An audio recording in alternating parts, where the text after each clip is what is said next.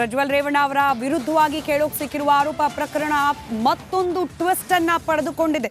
Cyber ಸೆಲ್ನಲ್ಲಿ ನೀಡಲಾಗಿರುವ FIR ಅದರಲ್ಲಿ ದೂರು ನೀಡಿರೋ ಸಂತ್ರಸ್ತೆ ಹಾಸನ ಜಿಲ್ಲೆಯ ಜನಪ್ರತಿನಿಧಿ ಅನ್ನುವ ಅಂಶ ಬಯಲಿಗೆ ಬಂದಿದೆ. ಎಸ್ಐಟಿ ಮುಖ್ಯಸ್ಥರ ಮುಂದೆ ಸಂತ್ರಸ್ತೆ ಹೇಳಿಕೆಯನ್ನ ಕೂಡ ದಾಖಲಿಸಿದ್ದಾರೆ. ರಿಪಬ್ಲಿಕ್ ಕನ್ನಡದಲ್ಲಿ ಎಸ್ಐಟಿ ವಿಚಾರಣೆಯ ಎಕ್ಸ್ಕ್ಲೂಸಿವ್ ಡೀಟೇಲ್ಸ್ ಕೂಡ ಲಭ್ಯವಾಗಿದೆ.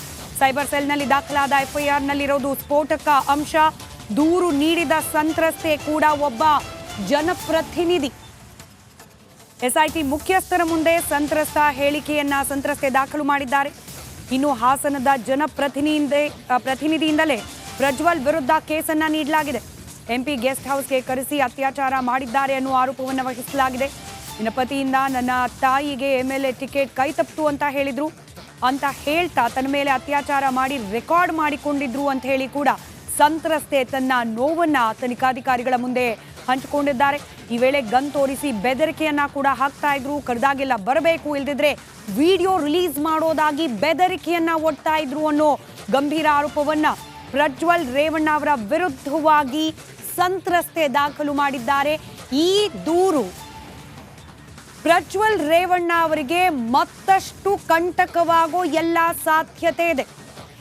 ಮತ್ತಷ್ಟು ಡೀಟೇಲ್ಸ್ ನಮ್ಮ ಪ್ರತಿನಿಧಿ ನಾಗರಾಜ್ ನೀಡ್ತಾ ಹೋಗ್ತಾರೆ. ನಾಗರಾಜ್, ಒಬ್ಬ ಜನಪ್ರತಿನಿಧಿ ಸಂತ್ರಸ್ತೆ ಬೆದರಿಕೆ ಒಡ್ತಾ ಇದ್ರು, ಧಮಕಿ ಹಾಕ್ತಿದ್ರು, ಅತ್ಯಾಚಾರ ಮಾಡಿದ್ದಾರೆ ಗನ್ ಪಾಯಿಂಟ್ನಲ್ಲಿ ಅನ್ನೋ ರೀತಿಯ ಆರೋಪವನ್ನ ವಹಿಸಿರೋದು ಅತ್ಯಂತ ಗಂಭೀರವಾದ ಆರೋಪ. ಪ್ರಜ್ವಲ್ ರೇವಣ್ಣ ಅವರಿಗೆ ಈ ದೂರು ಎಷ್ಟರ ಮಟ್ಟಿಗೆ ಸಂಕಷ್ಟಕ್ಕೆ ಕಾರಣವಾಗಬಹುದು?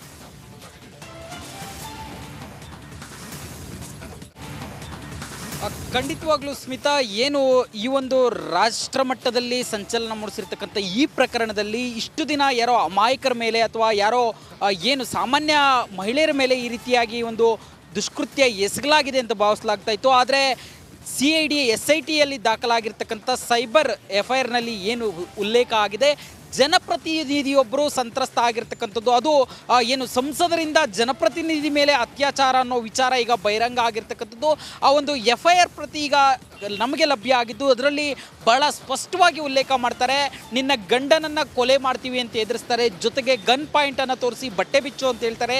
ಅದಲ್ಲದೆ ಅದನ್ನು ಏನು ಒಂದು ವಿಡಿಯೋ ಮಾಡಿಕೊಂಡು ವಿಡಿಯೋನ ನೀನು ನಾವು ಕರೆದಾಗೆಲ್ಲ ಬಂದಿಲ್ಲ ಅಂತಂದರೆ ಈ ವಿಡಿಯೋನ ಸಾಮಾಜಿಕ ಜಾಲತಾಣಗಳಲ್ಲಿ ಹಾಕ್ತೀನಿ ಅಂತೇಳಿ ಬೆದರಿಕೆ ಹಾಕುವಂಥದ್ದು. ಈ ರೀತಿಯಾಗಿ ಒಬ್ಬ ಜನಪ್ರತಿನಿಧಿಗೆ ಈ ರೀತಿಯಾಗಿ ಮಾಡಿದ್ರೆ ಇನ್ನು ಸಾಮಾನ್ಯ ಜನರು ಅಲ್ಲಿ ಏನಾಗಿರಬೇಕು? ಹೊಳೆನರಸೀಪುರ ನಿಜಕ್ಕೂ ಈ ಒಂದು ಸಂಸದರ ಕೈಯಲ್ಲಿ ಸಿಕ್ಕಿ ಎಷ್ಟರ ಮಟ್ಟಿಗೆ ನಲಗ್ತಾ ಇತ್ತು, ಅಲ್ಲಿ ಅಧಿಕಾರಿಗಳಿರ್ಬೋದು ಅಥವಾ ಜನಪ್ರತಿನಿಧಿಗಳಿರ್ಬೋದು ಈ ಸಂಸದರಿಂದ ಎಷ್ಟು ಕಿರುಕುಳ ವಹಿಸ್ತಾ ಇದ್ರು ಅನ್ನೋದಕ್ಕೆ ಈ ಒಂದು FIR ಭಾಳ ಸ್ಪಷ್ಟವಾಗಿ ನಿದರ್ಶನ ಆಗಿರ್ತಕ್ಕಂಥದ್ದು. ಇದು ಒಂದು ಬೆಳವಣಿಗೆ. ಆದರೆ ಮತ್ತೊಂದು ಕಡೆ ಸಾಕಷ್ಟು ಬೆಳವಣಿಗೆಗಳಾಗ್ತಾ ಇದ್ದಾವೆ. ಮತ್ತೊಂದು ಪ್ರಕರಣ ಈಗ SITಗೆ ವರ್ಗಾವಣೆ, ಏನು KR ನಗರದ FIR SITಗೆ ವರ್ಗಾವಣೆ ಆಗಿ ಒಟ್ಟಾರೆಯಾಗಿ HD ರೇವಣ್ಣ ಫ್ಯಾಮಿಲಿಗೆ ಈ ಒಂದು ಪ್ರಕರಣದಿಂದ ಸಾಕಷ್ಟು ತೊಂದರೆ ಮತ್ತು ಸಾಕಷ್ಟು ಕಾನೂನು ಸಂಕಷ್ಟ ಎದುರಾಗುವ ಎಲ್ಲ ಸಾಧ್ಯತೆಗಳು ಇರ್ತಕ್ಕಂಥದ್ದು ಸ್ಮಿತಾ.